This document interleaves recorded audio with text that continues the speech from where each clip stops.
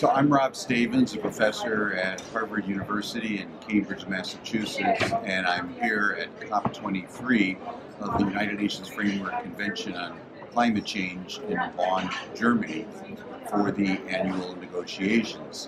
One of the reasons I'm here, not the only one, is to report out on some research that we have recently been engaged in, together with another economist, Gilbert Metcalf from Tufts University, and a legal scholar, Michael Melling from MIT, Massachusetts Institute of Technology.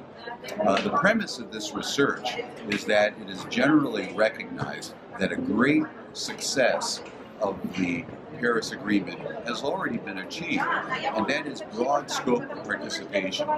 The countries that are participating, that have submitted nationally determined contributions under the Paris Agreement, account for 97% of global greenhouse gas emissions. Even if the United States does withdraw from the Paris Agreement in November of 2020, it'll still be 85% of global emissions. That should be compared with 14%, 1/4, under the Kyoto Protocol. That's one of the necessary conditions for ultimate success, adequate scope of participation.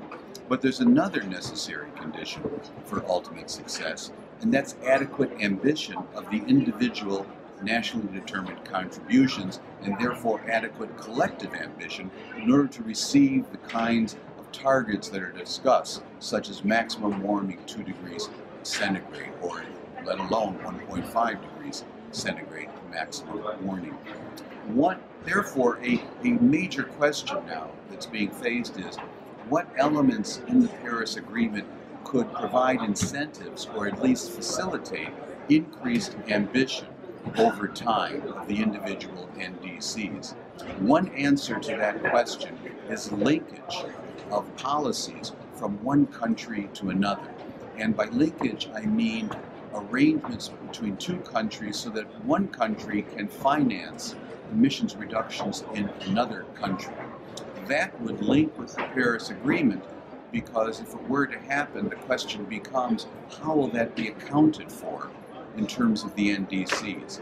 One part of the Paris Agreement, Article 6, in particular Article 6.2, and its internationally transferable mitigation outcomes, can serve as the accounting mechanisms if there are such linkages. That will be important because policy instruments around the world are highly heterogeneous. So not all countries are using cap-and-trade systems. There are also carbon taxes, there are performance standards, there are technology standards. And then the NDCs themselves are very heterogeneous. Some are absolute mass-based caps on greenhouse gas emissions.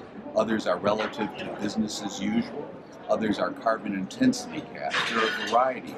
So the question becomes, given this heterogeneity, which of these can be linked together, which are easy to link, which are feasible to link, which are very difficult or even unwise to link? That's exactly what we examine, Melling, Metcalf, and myself, Stavins, in this new paper that we've been reporting out here in Bonn.